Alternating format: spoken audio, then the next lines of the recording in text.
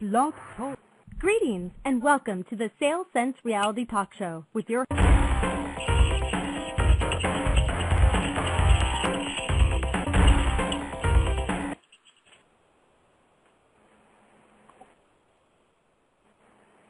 Greetings and welcome to the Sales Sense Reality Talk Show with your host, Mike Krause. Mike has sold over $100 million in sales and offers Fortune 500 strategies, tactics, and tools to sales professionals and business leaders. He created this show with one thing in mind, for sales professionals to share their secrets with each other. Join us every Wednesday at 12 to 12:30 Eastern Time, or sign up for updates on Mike's mailing list at salessensesolutions.com. Mike appreciates you listening and wishes you good luck on your next sales call. Well, welcome. I'm Mike Krause with Sales Sense Reality Talk Show here every Wednesday, 12 to 12:30. And today I'm really excited to have John Stevens from Cellular MD. John has a unique niche that he's created with Cellular MD Repairs, and you can visit him online at cellularmd.net. And which is a full-service cell phone repair service, repair cell phones from all carriers regardless to make and model. And it offers a cost-effective and efficient solution. So I encourage you to visit cellularmd.net.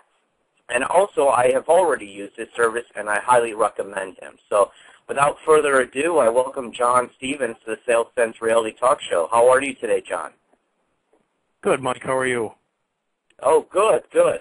Well, I'm excited to have you here, and why don't you just tell the listeners here a little bit more about how you came about to start Cellular MD and what's in it for them, or what makes a unique value proposition or a unique selling proposition to you and your clients.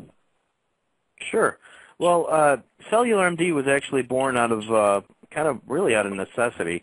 I used to work for one of the big telecom carriers on the wireless side, and back about 10 years ago, they actually all had repair stations right in the stores to go through and fix them. After I left Verizon, I got into some consulting and telecom management, and would frequently have to help get phones fixed or find places to get phones fixed, and they became less and less as the carriers got bigger and bigger and really didn't want to deal with it, really looking to churn out more sales and not necessarily take care of the broken equipment. So I came up with the idea, and really out of necessity, that I watched people fix the phones. I had monkeyed with them a little bit myself, and really thought that this was something that would work, that would be a benefit to people, not have to deal with the standard lines that your phone's out of warranty, or you got water damage and things like that, all things that are easily fixable. So with that in mind, and a customer base to draw on from the consulting side, I started Cellular MD about 2 years ago, and it's been going well ever since. Oh, good. I go over to, and I guess we'll keep carriers' names out of this to protect the innocent, but, when I go over there, it's kind of like I would equate it to the DMV. I stand in line for hours on end. I'm waiting. I have to check in on a screen, and then I have to wait for someone to come over to me again, and then they send me to someone else. And then the fourth person, I guess I finally get my repair done, or my whatever it is, upgrade a service plan or a new phone. And you recently helped me because I switched from a BlackBerry to a Droid, and they just were not customer-friendly and weren't able to transfer my data. And I think there's a huge opportunity here that you found, and you've carved out a great niche for everyone to enjoy, and especially salespeople being on the road. We're not the most patient people in the world, that's for sure. And when our cell phone, which is our lifeline, it really is important to have this fixed efficiently and affordably as well, because sometimes we don't get reimbursed 100% on our phone. So, how big is your territory, or what are some of your goals that you see Cellular MD trying to provide? Well, we cover most of Western New York, and that kind of mirrors the consulting customer base that I built up.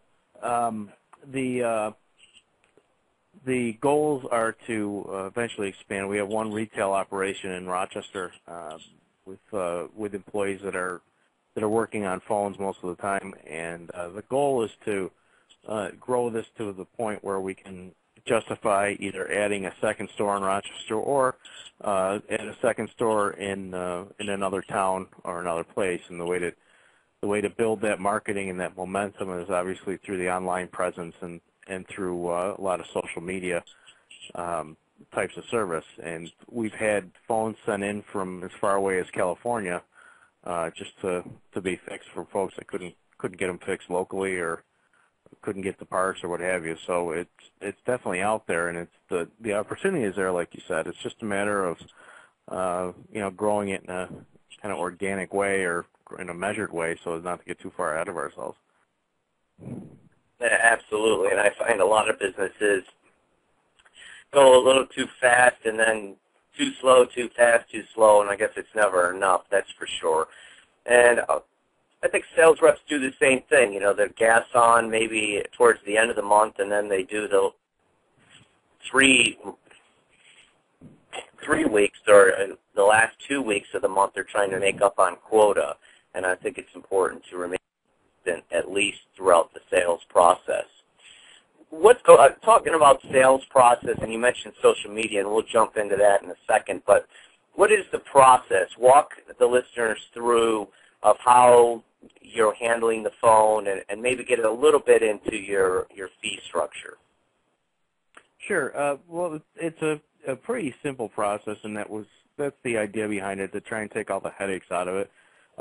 Basically, we've got two different options. The customers can come in here and have their phone fixed, or we'll actually offer a service for an additional fee where we'll go out and pick it up, leave a loaner phone, and go back and drop off the repaired phone.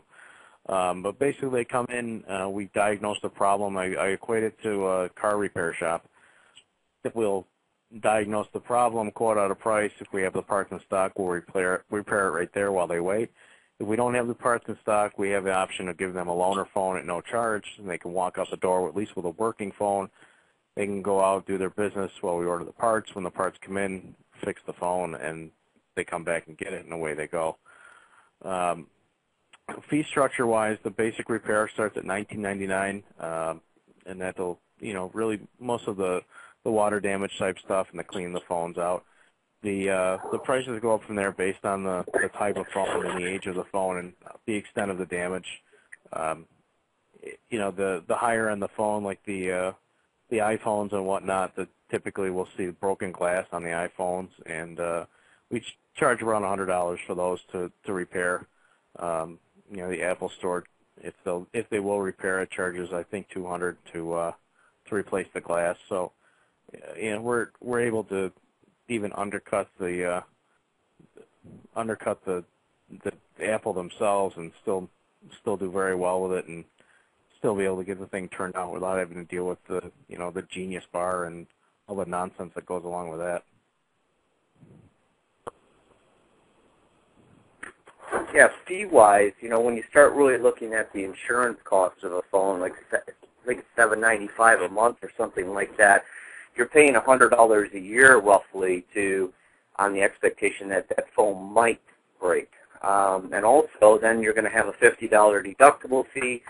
So even if your phone breaks out once a year, which maybe it does, I don't really know. Is there any stats on that, John? I mean, how many times does someone's phone break a year? The stats are 1 in 6 will break or be lost within 1 year. Okay. So all right. So you have you've got roughly 250 million cell phone users in the country, and divide that out by 6, so you get almost what's that? Quick math. You're 40 some odd million broken cell phones a year. So wow. The numbers in the market are staggering. That is staggering. I didn't realize it was that high. Yeah, and as it stands now, 21% of households in the United States are wireless only. So the landline is going away. So people are becoming even more dependent on their cell phones, especially with the the merger of the data plans and things like that, where people are really using their cell phone for everything, especially when they get into the BlackBerries and the Droids and iPhones and whatnot. So it's really really pretty. Yeah, I know. I don't have a landline anymore. So,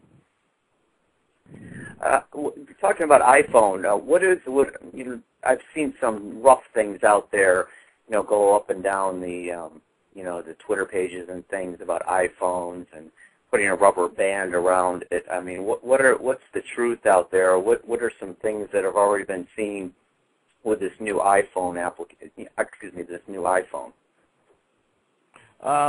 We haven't seen anything here yet for repair. I've monkeyed around with one of them so far. There's a lot of new features to it as far as the inner workings of it. It's got a stainless steel antenna that wraps around that's supposed to dramatically increase the signal strength. But as far as the phone itself, it's got a faster processor and a higher def screen, which is going to make it more expensive to repair. But the cost of that phone is really up there anyway. And actually, there was a blurb today that Verizon was going to launch the iPhone in January, which would be a blockbuster. Yeah, absolutely, because that's been, I think, AT&T's unique value proposition is that they're the only ones that have the iPhone, correct? Yeah, right now they are, at least in the States. I think it'll be a very, very, very large exodus of AT&T. Actually, there's a couple today. It's the fourth highest searched item on Yahoo right now is Verizon iPhone. Oh, wow. It's up all over the place. But where were we before? As far as, I'm sorry? No, go ahead. I would say the stats right now with the iPhone are that 14% of Verizon Wireless customers will update to the iPhone within a year, and the Verizon alone has 80 million customers. So you're talking just a significant amount of iPhones that will go to Verizon, plus the folks that will exit AT&T for various reasons. Yeah, exactly. Well, as you know, being in sales yourself, the phone is your most important tool out there on the road, and it's important to protect this and make sure that you're using it. Is there any tips for people on the phone? I know I saw that news article about you on the video. Excuse me, I saw the news video of you, and you gave a pretty good tip on when the phone gets wet, because I know that's happened to me a few times. Can you share with us some tips about that? Yeah, the biggest thing to do when the phone gets wet, the people really do damage on the phone when they try to turn it on as soon as it gets wet to see if it works again. And really, what they should be doing is shutting the phone off altogether and letting it dry out, and to contact someone like us. Sometimes they'll work again, but for the most part, you're really doing the most damage after the phone gets wet, because the short circuits are caused when you try to turn it back on, and that's what really fries the phone. Yeah, I've had my phone under many hair dryers when traveling in the U.S. and on business calls, and all of a sudden I drop it into water or a puddle outside, and then I did not turn it on, and I put it under a hair dryer. Probably not the best thing to do, but that's the thing I did to survive. And then it was just an overall nuisance to get it repaired, because they always say, which you know that because you just helped me with my phone, is like, oh, there's nothing we can do. There's nothing we can do. And I think the general consensus is that they just want to have you buy a new one or some sort of larger repair or something. But you were able to fix my phone when they said, oh, it wasn't, repairable. So right. When we talk about going back to social media, and I know you've been out there on Twitter, Facebook, and LinkedIn, Have you seen some measurable results with, the social media medium? Through Facebook, I've actually gotten some business, mostly through people that I've known and reconnected with just through that phenomenon. People will push up, put a post up that their phone's broken or whatnot, and I've been able to respond to it. We've got, I don't know, not a tremendous amount of likes and folks that have added me to their site, but it's been good. It's been growing. It's been going in the right direction. I find that every time I fix a phone that comes somewhere from Facebook, that I end up getting another click through or another like off of Facebook. Yeah, it is kind of, because I'm big into the social media, it's referred to, as my friend Derek calls, a lot of things in life, pick and shovel work, It's not going to be a home run or a silver bullet right off the bat, but over time, if you're starting to build your following and you're building a fan page and you have it using tools like a Hootsuite and your Twitter and your LinkedIn and even if you added 5 contacts a week to those on the line here about in sales, even if you added 5 a week, that's 250 people a year. Over 10 years, it's just a huge number. And then those people will know someone, et cetera, et cetera. And that's how you start building a following, and that's how you start building brand loyalty. I mean, we all appreciate Procter & Gamble and their brand loyalty, but they've been around a long, long time. And if you just get into it a little bit and start building your fan base, I think definitely it's over there. And I had a social media seminar yesterday that I taught, and I asked the people, how did you hear about me? Because that's one of the things that I know a lot of business owners don't do, and I'm sure you do that all the time, don't you, John? You ask them when they come in, and how did you hear about us? Absolutely. It's one of those little Go ahead, John. No, absolutely. That's the 2 biggest ones are found you on the web on Google or referred by another customer. Yeah, and exactly. And I used to provide services to attorneys, and they always were proud, and they said, I get all my business through referrals. Well, that might be true in a way, but the way I asked the question yesterday is, how did you find about my seminar today exactly? And 40% said they were forwarded something off of social media about my event. Okay? Now, that's a referral.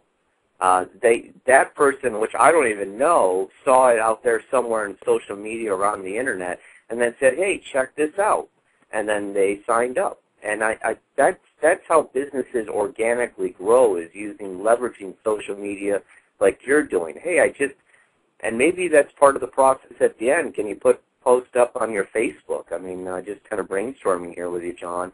Maybe post on the Facebook and say, hey, I just had my phone fixed at Cellular MD. I know I did that for you, and hopefully that helped. I guess my point is, if you make it part of the sales process of how did you hear about us, and can you do me a favor and just post this to your fan page at the end of the day that you used us, organically you start to grow a nice following in a sales process. Absolutely. Yeah.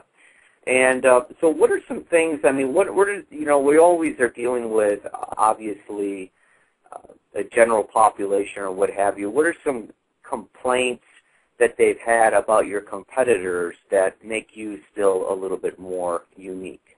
Like, what do they say when they say, oh, thank God I found you? Well, a lot of it's been the same nonsense that they deal with the carriers. I don't have many competitors here in Rochester locally, but it's the same headache. You've gone in. I've had my phone out 2 months, and it got wet, or I broke it, and the carrier won't do anything for me, and they tell me I have to buy one at full retail, which is $400 or $500, and things like that. So it's really that same kind of thing, that frustration, that point that everyone has dealt with at one time or another, and it's amazing to me that it's been allowed to get that far, but the carriers really aren't interested in servicing phones because they're interested in turning on lines and increasing their revenue, which doesn't come from the phone. The phone is actually a loss for the carrier. It has been since the beginning because they amortize the price of the phone throughout the contract. So their interest is monthly service, not fixing the phones. So I'm betting that there's a better way to do it, and there's a broad market because of their desire not to deal with it anymore.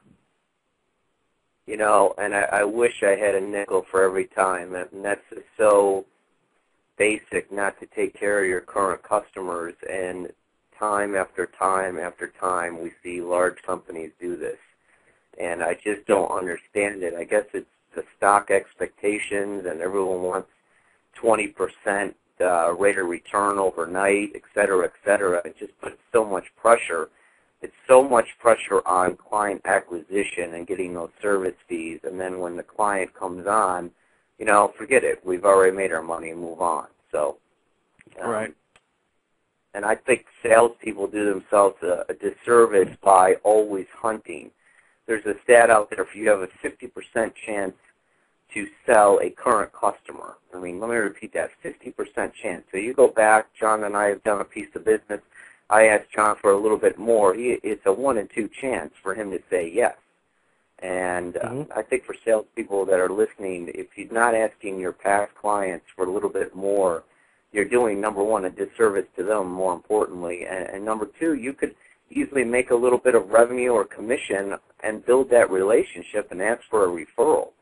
But we're so always on the hunt as salespeople, and as just in general as these stock numbers come up. And I think that's probably, not to get into the economy discussion, but it's probably a reason that we're in the situation that we're in, is that we've just exhausted all of our resources, you know. Where do you see yourself going in the future? Do you want to grow to more locations? Are you looking at, it sounds like an awesome idea here to franchise and to branch out. Is that something you've been thinking about, John? Absolutely. And, you know, it's the old cart before the horse adage. We're still refining the process, and we've definitely got some bugs that need to be worked out, but we're slowly but surely getting over them. And hopefully in the next year to 18 months, we'll be at a point where we can add a second location and start to look at franchising and perhaps bringing on investors and a board and whatnot. But it's not something that's out of the realm of possibility. In fact, I think it's a pretty good chance that's going to happen. It's just a matter of getting the systems and the processes in place so that when the next one opens, we've got a nice little package to put out there and say, okay, here's what we know, this is what we've seen, and this is how we've been successful. Here's how we repeat it in other markets or other locations. Absolutely. And I want you to be successful like everyone. But your target is a retail setting right now, but what is your ideal client look? I know you've had a lot of success with the contractors and construction because, I mean, let's face it, they're in that environment that they're just putting a lot of stress on these phones. And can you tell me a little bit more, like when you do the house call, because you are the cellular MD doctor, how do you find those clients, or what does the ideal corporate client look like? I imagine we'd always like fewer clients with higher revenue than a lot of clients with lower revenue, but can you tell us a little bit more about that? Yeah, we've had a lot of success in the construction industry and a lot of outdoor type of work, landscaping and things like that. The really, I guess the interesting thing about this and the hard part about this is really narrowing it in. Like I said before, with 250 million cell phones out there, everybody and their brother's got one. So, you know, one day we'll get 10 phones from a construction company, and the next day we'll get 10 phones from parents who just bought their kid a phone for Christmas or whatever, and they broke in it or junked it in water.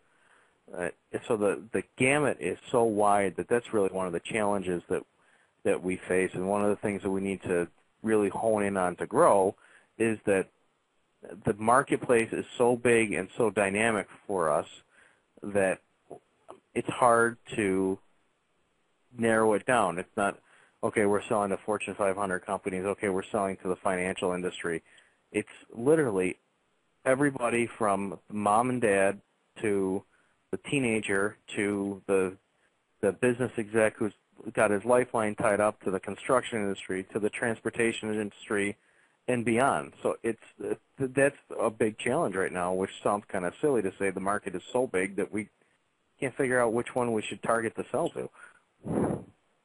No, I agree, John, because that's one of those problems that a lot of salespeople have, especially in the advertising business. You know, you look at the phone book or something like that, and you're like, where do I start? Where do I begin? Where do I spend my time? There's only 8-10 hours a day in a selling day. Where do I maximize my time and increase revenue so that we can become profitable? And I think you have a good problem. It's good and bad, I guess. You have a good problem that the market is so big, and then a bad problem is that, where do we start? And I guess it's probably just the organic growth and probably leveraging into those corporations and then getting that consumer market to follow you, because not only do they have the corporate phone, they more than likely go home and they have 2 or 3 kids in that house, and then, of course, a spouse, so they got another 4 phones. Just off the cuff, how many cell phones are there per home? Is there any stats out there like that? Not per home as of yet. At least there haven't been in the last quarter, but I would imagine it's probably getting to be 2 and 3. It's probably I would say that it's probably closer to the car to household ratio. That would be a good place to start. It's kind of probably like how the TVs were in the 60s or 70s, and all of a sudden there was only one TV, and now everyone's got a TV every room, including the bathroom. It's kind of right. It's probably the same thing, and it cracks me up when I saw she must have only been 11 years old, walking down the road with her head down, texting in the phone in the oncoming traffic, and I'm just like, I just wish people were a little bit more safety conscious about when they're doing their texting and their calling, because there have been reported deaths, and I don't want anyone to get hurt out there. So, and I'm sure that's been a big concern. Obviously, you're in the market. I mean, that's a huge thing. Is New York State passed that there's no texting and no cell phones, correct? Correct. Or, yeah, is that still happening? I know. No, that's passed. There's actually the carriers have gotten smart. There's actually applications out there for parents now that they can put on phones. I know that that AT&T has one in particular that shuts down the texting ability while the phone is moving in excess of, I think it's 5 miles an hour. So the idea being that you're only going to move that fast. Maybe it's 10 miles an hour, but you're only going to be moving that fast in a car. So they shut down the ability to text while the phone's moving. It's tied in with the GPS and whatnot. And a lot of all the carriers have some version of a GPS tracking thing where they can track their kids or limit the phone calls or really start to measure and control the usage on there, which is a good thing because you obviously can't be there all the time, and you want to give them the kids the freedom, and in the workplace too. It's a tool that's got crossover abilities. You can figure out where your guys are and where your trucks are in order to manage a fleet better or manage deliveries better. So everything's kind of got a broad-reaching effect and broad-reaching possibility. It's just a matter of everyone trying to get their arms around it and realize what's out there and how to best use it for their particular situation. Absolutely. And Thank you so much for your time today. John, any closing comments for salespeople out there? You've been selling all your life, and any closing advice for our listeners? When it looks tough, make sure you have a backup plan. Plan B, exactly. So, well, next week we have Jonah Martin from Advance Me. She has a specialty in teaching us how to behave better in front of our clients, which is etiquette, how to behave at a table and how to manage yourself around executives. So, and she's been doing this for 10 years. So I'm excited to have her on from Advance Me. And I really appreciate your time today, John, and I wish everyone good luck on their next sales call. Thanks for listening. Thanks for having me. Yep, bye now.